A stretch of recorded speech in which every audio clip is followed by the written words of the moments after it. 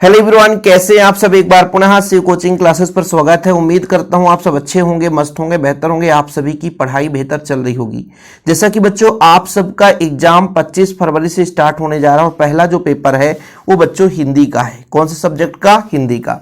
और बच्चों 25 फरवरी के लिए आप लोगों को बेहतरीन तैयारी करना है। उसके लिए आपके पास केवल और केवल 10 दिन बचे हैं और आज मैं लेकर आया हूं आपके लिए भैया राम मंत्र, यानी जिसे रामबाण के रूप में कहेंगे तो हम यहाँ पे मंत्र कहेंगे। क्योंकि आज ये 10 मिनट का वीडियो आप देख लेते हैं तो मैं गारंटेड कहता हूं कि एक सेपरेट तरीके से आप बढ़िया तैयारी करोगे। और यदि आपने ठान लिया है कि 80 से ऊपर आएगा तो मैं गारंटेड कहता हूं, देखो भाई ये तो मैं नहीं कह सकता कि 100% आपका आ जाएगा, लेकिन 80 से ऊपर मेरा वादा है आपसे 90-95 नंबर तक ला सकते हो। लेकिन इसके लिए थोड़ा सा आपको मेहनत करना होगा। तो आज का तरीका मैं बताऊंगा, प्लीज आप लोग इसे अंत तक जरूर देखना। सबसे पहली बात, एमपी बोर्ड के लिए स्पेशल है बच्चों, अदर स्टेट के बच्चे ये वीडियो ना देखें। अब देखिए बच्चों, जो मैंने आज से 1 महीने पहले भी स्ट्रेटजी बताया था और एक प्लेलिस्ट बनाया था, ठीक है बच्चों। प्लेलिस्ट में सभी सब्जेक्ट के आप लोग देखेंगे कि हमारे क्वेश्चन अपलोड हैं और हिंदी के भी हमने अपलोड कर दिया। वो तो तैयारी कर ही रहे हैं, लेकिन अब हमको 10 दिन को 2 भागों में बांटना है। 10 दिन को 2 भागों में बांटना है। कैसे बांटना है? 15 फरवरी से 20 फरवरी और बच्चों 20 से 25 तक। 25 को एग्जाम ही है, मतलब ये 2 भागों में बट गया। अब 2 भागों में जब हमने इसको बांटा तो ये जो 20 से 25 है इसमें आपको केवल और केवल रिवीजन करना है। वो कैसे रिवीजन करना है हम बाद में बताएंगे, लेकिन आज का जो स्टडी प्लान है वो आपको 15 से 20 तारीख के बीच में क्या क्या पढ़ाई करना है, इसमें आपको केवल और केवल रिवीजन करना है। रिवीजन क्या क्या करना है भैया? जो 15 से 20 तक पढ़ोगे तो भी रिवीजन करना है, जो आपने नहीं पढ़ा है वो भी रिवीजन करना है। तो 2 सेपरेट चीजें। अब अभी 15 से 20 तक में बच्चों ऐसा पढ़ाई करना है जो कुछ भी जिसके बारे में आपको ना पता हो। जैसे मान लीजिए आपके पास कवि परिचय, लेखक परिचय आपसे बन ही नहीं रहा है, और जब कवि परिचय, लेखक परिचय नहीं बन रहा है तो उसे अभी आप 5 दिन के अंदर पूरा, जैसे हो जाएगा 15, 16, 17, 18, 19, फिर 20 से हम आगे बात करेंगे। तो 19 तक आपको बढ़िया ऐसा टॉपिक पढ़ाई करना है जो कि आप लोग उसे सरल समझते हो और बाद में दिक्कत कर बैठता है। और उस टॉपिक को मैं बेहतरीन मेंशन करके लाया हूं क्योंकि बच्चों ये चीज आप लोग नहीं पढ़ते हैं। अब जैसे मैंने जो क्वेश्चन दिया था, जो बच्चे मान लीजिए क्वेश्चन देखे होंगे, उसमें 4 कवि परिचय हैं और 4 लेखक परिचय तैयार करना है। तो ये आपका टास्क होना चाहिए कि आज हमें कवि परिचय और लेखक परिचय पढ़ लेना है। हमने यूट्यूब पे वीडियो भी दे रखे हैं कि कौन कौन से कवि परिचय पढ़ना है, कौन कौन से लेखक परिचय पढ़ना है। लगभग बच्चों 1-2 दिन पहले हमने क्वेश्चन अपलोड किया था जिसमें पूरा ग्रामर पोर्शन, कवि परिचय, लेखक परिचय, निबंध लेखन है ना, पत्र लेखन, ये सारा चीज हमने दिया था। अब जो बच्चे पहली बार आ रहे हैं उनको पता नहीं होगा, लेकिन शिव कोचिंग क्लासेस में जो लंबे समय से जुड़े हैं उनको पता होगा। अब पत्र लेखन की जब बात आती है तो पत्र लेखन आप लोग क्या सोचते हो कि यार कोई बात नहीं है, हम लिख लेंगे, लेकिन इसको प्रैक्टिस करने की जरूरत है। प्रैक्टिस कैसे करोगे? आप आज 5 पत्र लेखन पढ़ो, फिर उसको लिखो। कितना लिख पाते हो, क्योंकि एग्जाम में आप उतना ही लिख पाओगे, उससे ज्यादा नहीं लिख पाओगे। ध्यान रखना, बहुत लोग सोचते हैं कि पत्र लेखन हमने एक बार पढ़ लिया, बस एग्जाम के 1 दिन पहले हमको पत्र लेखन पढ़ना है, चाहे वो आपका आवेदन पत्र हो, चाहे प्रार्थना पत्र हो, चाहे पत्र हो, और हमें भैया अच्छे नंबर ले आना है। लेकिन ये जो पत्र लेखन होता है बच्चों, आपका एक एक अंक मायने रखता है। मैं आपसे जैसे पत्र लेखन के बारे में बताऊंगा तो फोकट में 2 अंक मिल जाते हैं, ऐसा नहीं है। आप थोड़ा सा भी ध्यान देंगे तो बन जाएगा, लेकिन जो 2 अंक है बच्चों, आपकी भाषा शैली, आपके कौशल विकास पर डिपेंड करता है। इसलिए पत्र लेखन, आप जितने भी पत्र लेखन हो सके सबको पढ़ो।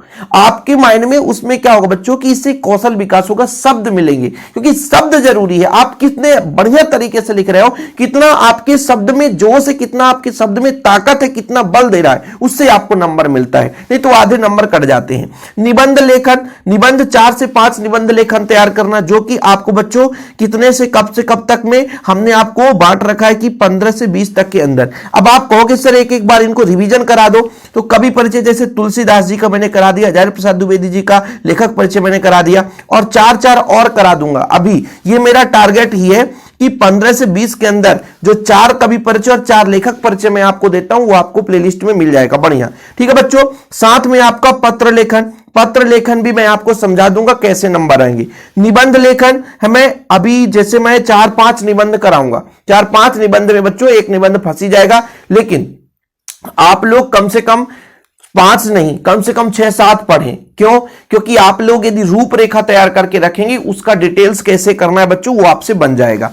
आप लोगों को बच्चों काव्य खंड के महत्वपूर्ण प्रश्नोत्तर और गद्य खंड के महत्वपूर्ण प्रश्नोत्तर इसमें आप लोगों को थोड़ा सा मेंशन करना है, लेकिन हां जो चैप्टर आपसे बन रहा है उसको अभी बिल्कुल नहीं पढ़ना है। जो चैप्टर आपसे बन रहा है उसमें टाइम लॉस नहीं करना है। उसमें टाइम कब लॉस करना है भैया? जब 20 और 25 के बीच में हम पढ़ेंगे, उस समय हम देखेंगे कि काव्य खंड का, गद्य खंड का जो हमने पढ़ा था पहले, वो चैप्टर हमसे बन रहा है कि नहीं बन रहा है। तो अभी हमें काव्य खंड, गद्य खंड में जो प्रश्नोत्तर हमसे नहीं बन रहे हैं उन्हें देखना है बच्चों। और सबसे महत्वपूर्ण जो कि बच्चों आपके संदर्भ प्रसंग व्याख्या में कवि परिचय, लेखक परिचय में से कवि का नाम और पाठ का नाम, ये आपको पढ़ना पड़ेगा। पूरे के पूरे अध्याय आपको तैयार करना पड़ेगा बच्चों। इसमें कोई कंप्रोमाइज नहीं होगा कि आत्म परिचय के लेखक कौन है, कैमरे में बंद अपाहिज के लेखक कौन है, कवितावली के लेखक कौन है, रुबैया के लेखक कौन है, छोटा मेरा खेत का लेखक कौन है, ये आपको, जैसे पहलवान की ढोलक के लेखक कौन है, कवि कौन है ना। जैसे मान लो कविता के माने इसमें कवि पूछा जाएगा, और जो बच्चों आपका गद्य खंड होता है उसमें लेखक पूछा जाता है। तो रचनाकार कौन है, ये ऐसे क्वेश्चन पूछे जाएंगे। और संदर्भ प्रसंग व्याख्या में जरूरी रहते कि इसके रचयिता या इसके कवि ये है, ठीक है। तो वो आपको अभी इसे क्या करते हैं बच्चे, हल्के में लेते हैं कि यार देख लिए हैं बन जाएगा। आज के आज इसका आप एक पेज लो, एक पेज में जितने भी आपके काव्य खंड के अध्याय हैं, जितने भी आपके गद्य खंड के अध्याय हैं, जितने भी बच्चों अध्याय हैं, और जैसे आपके उनके कवि और रचनाकार यानी लेखक कौन कौन से हैं, उनको सभी को बढ़िया एक चार्ट बना लो। एक साइड है ना, जो आपका अध्याय है उस पाठ का नाम और उसके कवि या लेखक का नाम, रचनाकार का नाम जरूर लिखें बच्चों, है ना। सिल्वर बर्डिंग, अतीत के वैभव, जूझ, इन सबके कौन कौन रचनाकार है, किस पाठ के, ये आपको याद होना चाहिए माइंड में। इसमें से पक्का आपके 2-3 अंक बन जाते हैं, वो आप लोग छोड़ देते हो। तो ये अभी काम है बच्चों, अभी से यदि आप 5 दिन लगातार उसको देखते रहोगे तो आपको याद हो जाएगा, ठीक है बच्चों। रस, छंद, अलंकार, ग्रामर में इसमें से यदि कुछ नहीं बन रहा है, ग्रामर में वही पॉइंट आप देखो, चाहे आप परीक्षा बोध उठा लो, चाहे आप परीक्षा अध्ययन उठा लो, चाहे किसी का बुक ले लो बच्चों, चाहे आप ग्रामर पोर्शन, चाहे शिव कोचिंग क्लासेस का नोट्स हो, सभी में आप देखो रस, छंद, अलंकार, जो भी आपसे ना बन रहा उसका एग्जाम्पल याद करो। एग्जाम्पल आपको बनना चाहिए, क्योंकि यदि 2 नंबर का आता है तो 1 अंक एग्जाम्पल और 1 नंबर से परिभाषा। तो परिभाषा तो कोई बच्चा लिख सकता, लेकिन आपसे एग्जाम्पल नहीं बनता। अब बच्चों संदर्भ प्रसंग व्याख्या की बात करते हैं, तो आपको मैं बता दूं कि जो आपका काव्य खंड है, ये काव्य खंड, इसके 3 अध्याय, और जो गद्य खंड है इसके 3 अध्याय, बस इतना प्रैक्टिस कर लोगे तो अथवा में कहीं ना कहीं संदर्भ प्रसंग व्याख्या आ ही जाएगा। तो ज्यादा भटकने की जरूरत नहीं पड़ेगी। अभी तो इस पर हम बात कर रहे थे कि जो टॉपिक महत्वपूर्ण है उन्हें आपको 15 से 20 के बीच में पढ़ना है। अभी कुछ और बहुत महत्वपूर्ण चीजें मैं आपको बताता हूं, क्योंकि जो बच्चे सोचते हैं ना यार कि हम बहुत बड़े राजा हैं यूट्यूब से, वो सबसे बड़ा आप लोगों की कमियां हैं। केवल यूट्यूब के भरोसे में ना रहे भैया, ये इसको मैं क्रॉस करता हूं। केवल यूट्यूब के भरोसे में ना रहे, खुद पर यदि 90% मेहनत करेंगे खुद के लिए, यदि 10% की बात करें बच्चों तो दूसरे के लिए हो सकता है।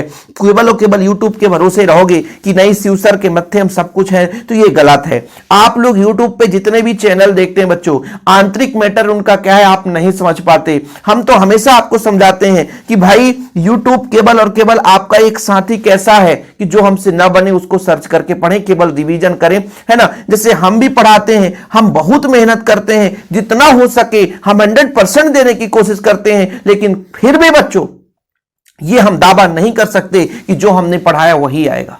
क्यों? क्योंकि पेपर हम नहीं बना रहे हैं। पेपर बनाने वाले के अंदर की मानसिकता क्या है, कैसे क्वेश्चन वो दे रहा है, वो उसके ऊपर डिपेंड करता है। तो हम लोग कोशिश कर रहे हैं आपको पढ़ाने के लिए, हम कोशिश कर रहे हैं मोस्ट क्वेश्चन देने के लिए कि ऐसे क्वेश्चन पूछे गए थे, ऐसे क्वेश्चन पूछे जाएंगे, लेकिन ये हम 100% नहीं कर सकते क्योंकि हम पेपर नहीं बना रहे हैं बच्चों। इसीलिए मैं कहता हूं कि प्लीज आप लोग खुद पर यदि भाई मेहनत नहीं करोगे तो ये जो 90% माइंड होता है बच्चों खुद के ऊपर रहता है। अब आप सोचो कि शिव सर ने मान लीजिए 30 मिनट का एक वीडियो दे दिया दिन भर में, कितना क्वेश्चन तैयार कर लो। अरे आपके पास शिव सर ने एक दिन में 30 मिनट का वीडियो दिया और आपके पास 10 घंटे हैं, और 10 घंटे में आपको कितना मेहनत करना है यह चीज मायने रखता है। क्या आधे घंटे में आपका काम हो जाएगा? आप खुद एनालिसिस करो कि मैंने मान लीजिए 2 घंटे का वीडियो दिया तो आपने 2 घंटा पढ़ा, लेकिन आपको पढ़ना कितने हैं? मिनिमम 10 घंटे, मैक्सिमम 15 घंटे। तो फिर आपको कैसे पता चलेगा भाई कि पूरा का पूरा 100% सर के साथ है?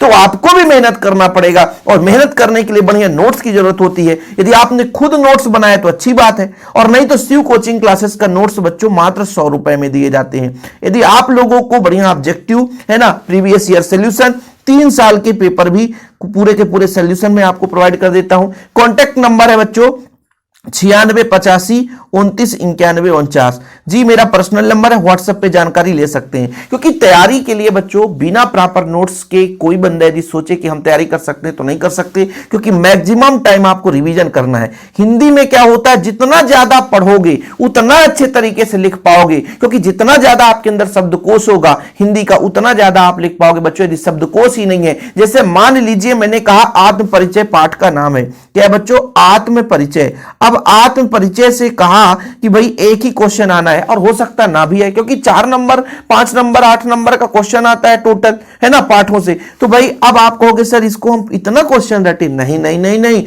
इसके 10 से 15 क्वेश्चन है ना, उसे आप ध्यान से पढ़ो, ध्यान से पढ़ लो बस। यदि ध्यान से आपने पढ़ लिया तो मैं गारंटेड कहता हूं कि यदि कोई क्वेश्चन घुमा के भी आएगा लेकिन कुछ ना कुछ उससे रिलेटेड आ जाएगा तो आपसे बनेगा। यदि 2 नंबर का है तो उसमें 1.5 नंबर आप पक्का पा जाओगे, लेकिन कब? उस चैप्टर के कहानी के बारे में लिखोगे तब।